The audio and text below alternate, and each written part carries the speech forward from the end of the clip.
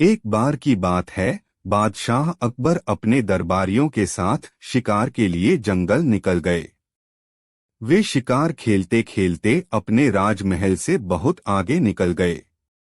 उस दिन अकबर की चाल थोड़ी धीमी थी। उनके कुछ दरबारी रेस थे, उनसे आगे निकल गए। बादशाह अकबर अपने कुछ दरबारियों के साथ पीछे रह गए। शिकार तो नहीं मिला पर रास्ता भटक गए। धीरे धीरे सूरज डूब रहा था और वे महल तक जाने का रास्ता भूल गए। वे सभी जंगल से बाहर आने की कोशिश कर रहे थे। तब तक सबको भूख और प्यास से पेट में चूहे कूद रहे थे। कुछ देर बाद उन्हें जंगल में एक रास्ता दिखाई दिया। बादशाह अकबर और साथ चल रहे दरबारी तेजी से उस रास्ते की ओर बढ़ने लगे। उनको लगा कि वे सभी बड़े आसानी से राजमहल पहुंच जाएंगे। जब वे लोग आगे बढ़ रहे थे तो देखा कि वह रास्ता अलग 3 रास्तों में बंट रहा था। तो उनके होश उड़ गए और आपस में बहस करने लगे कि उन्हें किस रास्ते से जाना ठीक होगा। बादशाह अकबर भी परेशान हो गए और अपने आप से बोले, मैं कैसे पता लगाऊं कि महल की और कौन सा रास्ता जाता है। मेरे साथ मेरे राजदरबारी मित्र भी भूखे और प्यासे हैं। अरे कोई तो उपाय बताओ, हमें किसी भी तरह महल पहुंचना होगा। तभी एक आदमी लकड़ी काटकर अपने घर को जा रहा था। बादशाह अकबर उसे अपने पास बुलाया और बोला, अरे वो लकड़ी वाले, सुनो तो जरा, मुझे ये बताओ कि इनमें से कौन सा रास्ता महल की तरफ ले जाएगा। उस आदमी ने थोड़ा मुस्कुराते हुए जवाब दिया कि हुजूर, कोई भी रास्ता महल या किसी भी जगह कैसे ले जा सकता है। अकबर यह सुनकर बहुत हैरान और परेशान हो गए। उस आदमी ने बोला, यह तो मालूम है कि रास्ते कहीं नहीं जाते। अब अकबर को उसका मजाक समझ आया और वे अपने दरबारियों के साथ मिलकर हंसने लगे। मजाक तो ठीक था पर महल जाने का रास्ता अब तक पता नहीं चला था। उस आदमी ने बड़े ही आदर से कहा, हम लोग ही एक जगह से दूसरी जगह पर आ जा सकते हैं, रास्ते ऐसा काम नहीं कर सकते। बादशाह अकबर समझ गए कि यह आदमी मजाक में भी सच्चाई थी। उन्होंने उससे कहा, हाँ मैं मानता हूँ कि तुम जो बोल रहे हो वह ठीक है। अकबर ने पूछा, तुम्हारा नाम क्या है। आदमी ने बोला, हुजूर मेरा नाम महेश दास भट्ट है। आदमी ने फिर से पूछा, आप कौन है। इससे पहले आपको पहले कभी नहीं देखा है। बादशाह अकबर ने उसको कहा, मैं हिंदुस्तान का शहंशाह बादशाह अकबर हूँ। फिर उन्होंने अपनी अंगूठी देते हुए कहा, ये लो मेरी अंगूठी रखो। तुम बहुत ही अक्लमंद और अनोखे इंसान हो। मुझसे मिलने दरबार जरूर आना। इस अंगूठी को देखकर पहचान लूंगा। महेश भट्ट अंगूठी को लेते हुए बोला, बहुत बहुत मेहरबानी। मैं बहुत खुदकिस्मत इंसान हूँ जो आपसे मुलाकात हुई। बादशाह अकबर बोले, अब मुझे महल जाने का रास्ता बता दो, मुझे अपने महल जल्दी वापस पहुंचना है। महेश ने खुशी खुशी अकबर से अंगूठी का उपहार लेकर धन्यवाद दिया और उन्हें महल जाने का रास्ता भी बता दिया। जब अकबर महेश दास को वह अंगूठी देकर चले गए तो वह अक्सर उसे उलट पलट कर देखा करता था। उसे अच्छी तरह याद था कि अकबर ने दरबार में अंगूठी की निशानी दिखाकर मिलने के लिए कहा था। वह पहले कभी महल नहीं गया था और न ही वहां किसी को जानता था। परंतु एक दिन महेश दास ने तय कर लिया कि वह अकबर से मिलने जाएगा। उसने महल जाने के लिए अपना सामान बांधा और राजमहल के लिए रवाना हो गया। जब वह महल पहुंचा तो एक दरबान ने दरबार में जाने से पहले ही रोक लिया। महेश ने उसे बादशाह अकबर की दी हुई अंगूठी दिखाई। महेश ने बोला, भाई, मुझे बादशाह अकबर ने मिलने लिए बुलाया है। यह देखो उनकी दी हुई अंगूठी, निशानी की तौर पर मेरे पास है। अंगूठी को देखकर दरबान का लालच जाग उठा। उसने कहा, सुनो भाई, मैं तुम्हें एक शर्त पर दरबार में जाने दूंगा। ठीक है, अपनी शर्त बताओ। महेश बोला। दरबान ने कहा, अगर तुम्हें बादशाह अकबर से भेंट करने के बाद कोई भी इनाम मिला तो तुम्हें उसमें से आधा हिस्सा मुझे देना होगा। महेश दरबान की बात सुनकर हैरान रह गया, पर उसने लालची दरबान की शर्त मान ली। महेश दरबार में पहुंचा तो अकबर का दरबार लगा हुआ था। महेश दरबार और महल की सुंदरता देख मोहित हो गया। सारे दरबारी अपने अपने स्थान पर बैठे थे। दरबार की शोभा निराली थी। तुम कौन हो नौजवान? यहाँ क्या करने आए हो? बादशाह ने पूछा। जहां पना, मैं महेश दास हूँ। आपने ही मिलने के लिए बुलाया था, महेश ने जवाब दिया। जब बादशाह अकबर को कुछ याद नहीं आया तो उसने उन्हें वह अंगूठी दिखाई और जंगल में रास्ता भटकने वाली बातें याद दिलाई। उस अंगूठी को देखते ही अकबर को सारी बातें याद आ गया। उन्होंने महेश को पास बुलाया। उन्हें महेश दास को अपने सामने देखकर बहुत खुश हुए। बादशाह ने खुश होकर कहा, जो तुम्हारे जी में आए वह इनाम मांग लो। महेश ने दरबान की बात भूली नहीं थी। उसने कहा, जहां पनाह मुझे 20 कोड़े लगवाए जाएं। यह सुनकर दरबार में सभी हैरान रह गए। अकबर जानते थे कि महेश की इस बात में भी कोई राज छिपा था। उन्होंने दरबारी से महेश की इच्छा पूरी करने को कहा। जब महेश को 10 कोड़े लग गए तो उसने दरबारी से रुकने को कहा। फिर उसने दरबान वाला किस्सा सबको सुना दिया। यह सुनकर अकबर को बहुत गुस्सा आया और लालची दरबान को दरबार में हाजिर होने का हुक्म दिया गया। अकबर ने दरबान को 50 कोड़े मारने का आदेश दिया। उसे 3 साल तक कैद में रखने का आदेश दिया। अकबर ने महेश दास को समझदारी से खुश होकर उसे अपने यहाँ दीवान बना दिया और बीरबल के नाम से पुकारने लगे। दरबान को अपने लालच का फल मिला और महेश दास बीरबल के नाम से लोकप्रिय हो गए। बादशाह अकबर के दरबार में बीरबल का बोलबाला था। बीरबल की चतुराई और सूझबूझ ने उन्हें बादशाह का खास बना दिया था। इस कारण दरबार में बहुत से लोग बीरबल से जलते थे। इन लोगों में बादशाह अकबर के साले साहब भी थे। साले साहब बीरबल को नीचा दिखाने के लिए कोई भी मौका नहीं छोड़ते थे, लेकिन हर बार उन्हें ही मुंह की खानी पड़ती थी। बेगम का भाई होने की वजह से बादशाह भी उसे कुछ नहीं कहते थे। एक दिन बीरबल की गैर मौजूदगी में साले साहब ने बादशाह अकबर से दीवान पद की मांग कर डाली। बादशाह ने साले साहब की परीक्षा लेने की सोची। उन्होंने साले साहब से कहा, आज मुझे सुबह सुबह महल के पीछे बिल्ली के बच्चों की आवाज सुनाई दी है। लगता है कि किसी बिल्ली ने बच्चे दिए हैं। जाकर देखकर आओ कि यह बात सच है या नहीं। साले साहब झट से महल के पीछे गए और वापस आकर बोलते हैं, आपकी बात सच है। महल के पीछे एक बिल्ली ने बच्चों को जन्म दिया है।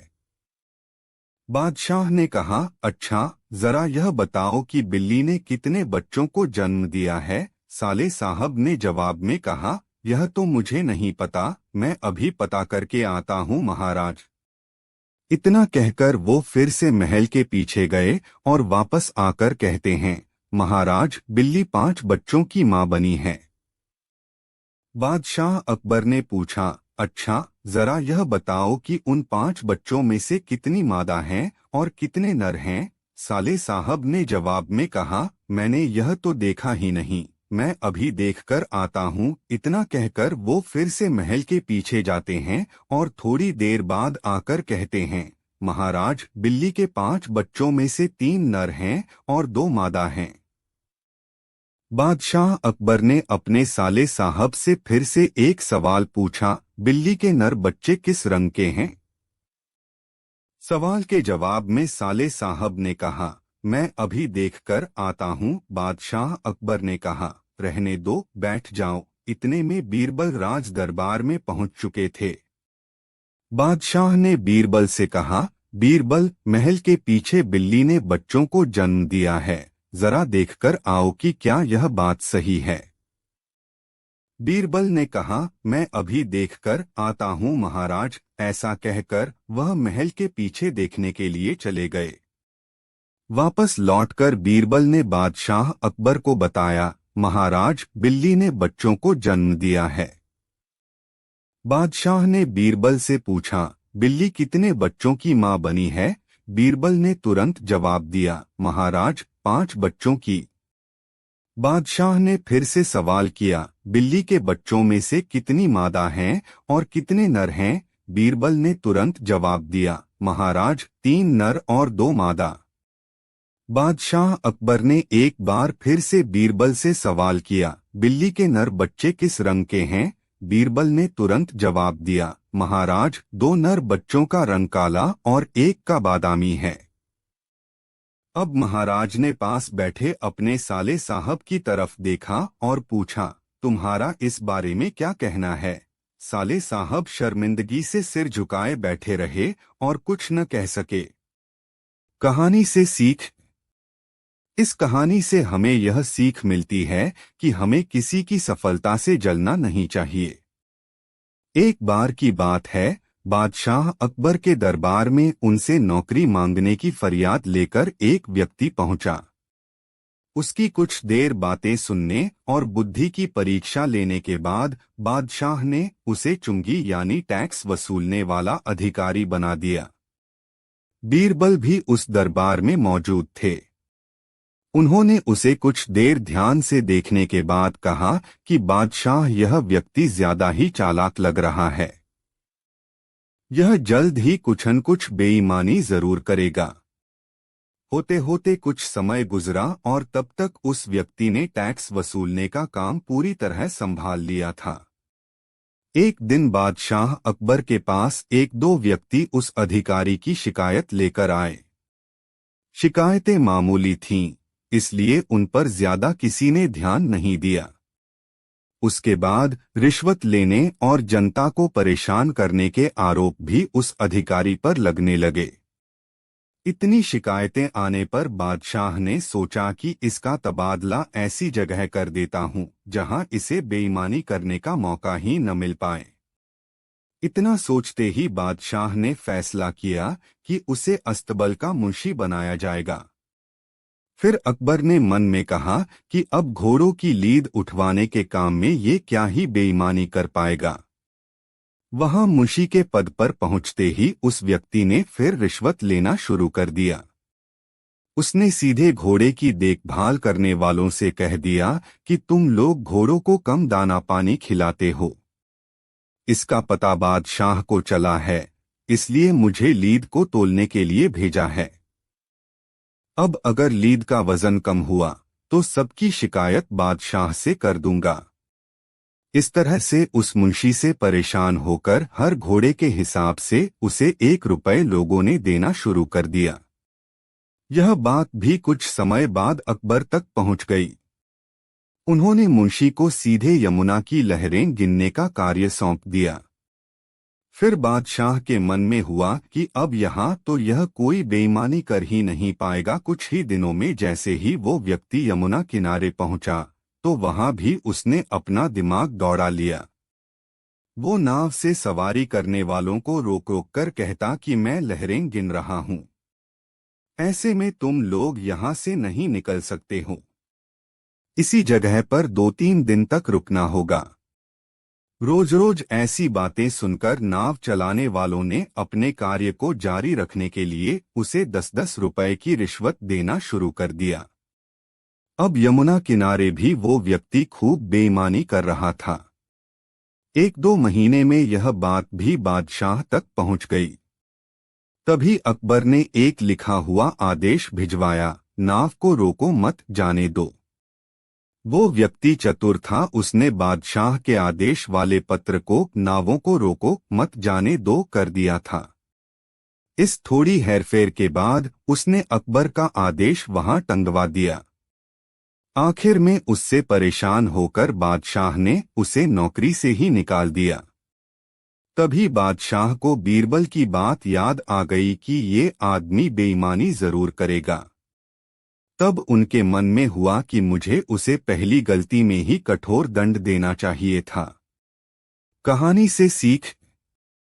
दुष्ट अपनी दुष्टता और बेईमान अपनी बेईमानी कहीं भी जाने पर नहीं छोड़ता है। एक शाम राजा अकबर अपने प्रिय बीरबल के साथ अपने शाही बगीचे की सैर के लिए निकले। वह बगीचा बहुत ही शानदार था। चारों ओर हरियाली ही हरियाली थी और फूलों की भीनी भीनी खुशबू वातावरण को और भी खूबसूरत बना रही थी। ऐसे में राजा को जाने क्या सूझा कि उन्होंने बीरबल से कहा, बीरबल, हमारा मन है कि इस हरे भरे बगीचे में हम हरे घोड़े में बैठकर घूमें।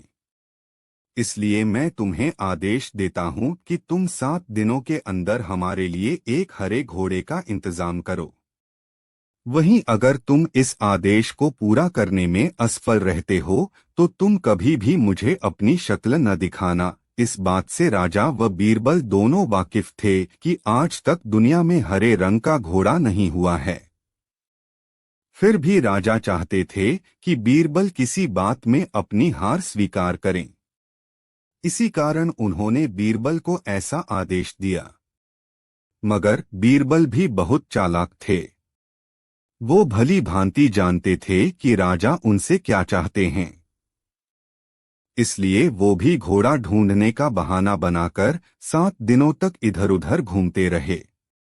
8वें दिन बीरबल दरबार में राजा के सामने पहुंचे और बोले, महाराज, आपकी आज्ञा के अनुसार मैंने आपके लिए हरे घोड़े का इंतजाम कर लिया है, मगर उसके मालिक की 2 शर्तें हैं। राजा ने उत्सुकता से दोनों शर्तों के बारे में पूछा। तब बीरबल ने जवाब दिया, पहली शर्त यह है कि उस हरे घोड़े को लाने के लिए आपको स्वयं जाना होगा। राजा इस शर्त के लिए तैयार हो गए। फिर उन्होंने दूसरी शर्त के बारे में पूछा। तब बीरबल ने कहा, घोड़े के मालिक की दूसरी शर्त यह है कि आपको घोड़ा लेने जाने के लिए सप्ताह के 7 दिन के अलावा कोई और दिन चुनना होगा। यह सुन राजा हैरानी से बीरबल की ओर देखने लगे। तब बीरबल ने बड़ी सहजता से जवाब दिया, महाराज, घोड़े का मालिक कहता है कि हरे रंग के खास घोड़े को लाने के लिए उसकी यह खास शर्तें तो माननी ही होंगी। राजा अकबर बीरबल की यह चतुराई भरी बात सुनकर खुश हो गए और मान गए कि बीरबल से उसकी हार मनवाना वाकई में बहुत मुश्किल काम है। कहानी से सीख। यह कहानी हमें यह सिखाती है कि सही सूझबूझ और समझदारी के साथ नामुमकिन लगने वाले काम को भी आसानी से किया जा सकता है। बीरबल की बुद्धि और समस्या को भांप लेने की कला के कारण बादशाह उन्हें खूब पसंद करते थे। इसी कारण से दूसरे लोग बीरबल से उतना ही जलते थे। इन जलने वालों में से एक अकबर का साला भी था। वो हमेशा से ही बीरबल को मिला हुआ खास स्थान लेना चाहता था। बादशाह जानते थे कि बीरबल जैसा कोई और नहीं हो सकता है। वो अपने साले को भी ये बात समझाने की कोशिश करते थे, लेकिन उनका साला हमेशा कहता था कि वो भी काफी बुद्धिमान है। इन सब बातों के कारण एक बार बादशाह के मन में हुआ कि अब ये ऐसे नहीं मानेगा, इसे कुछ कार्य देकर ही समझाने पड़ेगा। तभी अकबर ने अपने साले से कहा कि तुम अपने दिमाग और सूझबूझ से इस कोयले की बोरी को सबसे ज्यादा लालची सेठ दमड़ी लाल को बचकर आओ। अगर तुमने ऐसा कर दिया तो मैं तुम्हें तुरंत बीरबल की जगह दे दूंगा। यह बात सुनकर अकबर का साला हैरान हुआ, लेकिन उसे बीरबल की जगह चाहिए थी। इसी सोच के साथ वो कोयले की बोरी लेकर सेठ के पास पहुंच गया। सेठ ऐसे ही किसी की भी बातों में आने वाला नहीं था, इसलिए उसने उसे खरीदने से मना कर दिया। अब अपना उदास चेहरा लेकर अकबर का साला महल लौट आया। उसने कहा कि मैं इसे नहीं बेच पाया। इतना सुनते ही बादशाह ने बीरबल को अपने पास बुलाया। उन्होंने अपने साले के सामने ही बीरबल से कहा कि तुम्हें सेठ दमड़ी लाल को यह कोयले की बोरी बेचनी है। बादशाह का आदेश मिलने पर बीरबल ने कहा कि आप एक बोरी बेचने के लिए कह रहे हैं। मैं उस सेठ को एक कोयले का टुकड़ा ही 10,000 में बेच सकता हूं। यह बात सुनकर अकबर का साला दंग रह गया। अकबर ने कहा कि ठीक है, तुम एक ही कोयले का टुकड़ा बेच आओ। बादशाह का आदेश मिलते ही एक कोयले का टुकड़ा उठाकर बीरबल वहां से चले गए। उन्होंने सबसे पहले एक मलमल के कपड़े का कुर्ता अपने लिए सिलवाया। फिर उसे पहनकर अपने गले में हीरे मोती की मालाएं डाल लीं और महंगे दिखने वाले जूते भी पहन लिए। इतना सब करने के बाद बीरबल ने उस कोयले के टुकड़े को सुरमा यानी काजल की तरह बारीक पीसकर एक कांच की डिब्बी में डलवा लिया। इसी भेष में वो महल के मेहमान घर में आ गए। फिर बीरबल ने एक इश्तिहार दिया कि बगदाद में एक जाने माने शेख पहुंचे हैं जो जादुई सुरमा बेचते हैं। सुरमे की खासियत में बीरबल ने लिखवाया कि इसे लगाने वाला अपने पूर्वजों को देख सकता है। यदि पूर्वजों ने कोई धन छुपा कर रखा है तो वो उसका पता भी बता देंगे। इस इश्तिहार के सामने आते ही पूरे नगर में बीरबल के शेख रूप और चमत्कारी सुरमे की ही बात होने लगी। सेठ दमड़ी लाल तक भी यह बात पहुंच गई। उसके मन में हुआ, जरूर मेरे पूर्वज ने धन गाड़ रखा होगा। मुझे तुरंत शेख से संपर्क करना चाहिए। इतना सोचकर दमड़ी लाल शेख बने बीरबल के पास पहुंचा। बीरबल ने जानबूझकर उन्हें पहचाना नहीं। सेठ ने शेख से कहा कि मुझे सुरमे की डिब्बी चाहिए। शेख ने जवाब दिया, बिल्कुल लीजिए, लेकिन एक डिब्बी की कीमत 10,000 रुपए है।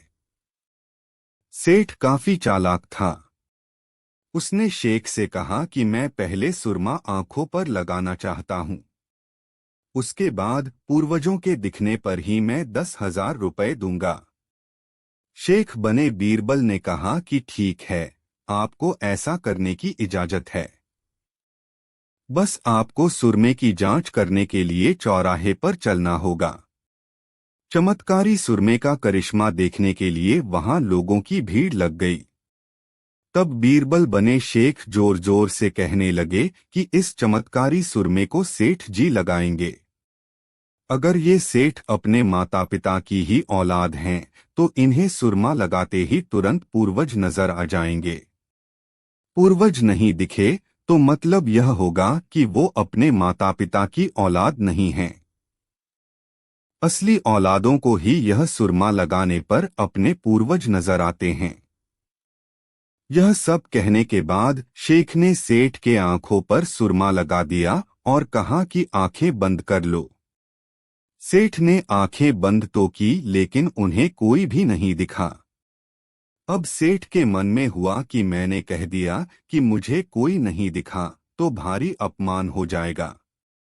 इज्जत को बनाए रखने के लिए सेठ ने आंख खोली और कहा कि हाँ, मुझे अपने पूर्वज दिख गए। इसके बाद गुस्से में लाल सेठ ने बीरबल के हाथ में 10,000 रुपए थमा दिए। अब खुश होते हुए बीरबल महल चले गए। उन्होंने कहा कि लीजिए बादशाह, एक कोयले के 10,000 रुपए, और सारा किस्सा सुना दिया। यह देखते ही बादशाह का साला मुंह बनाकर महल से चला गया। उसके बाद से उसने कभी भी बीरबल की जगह लेने की बात अकबर से नहीं की। कहानी से सीख, किसी से ईर्ष्या नहीं करनी चाहिए और अपनी काबिलियत को साबित करने के लिए बुद्धि का उपयोग करना जरूरी है।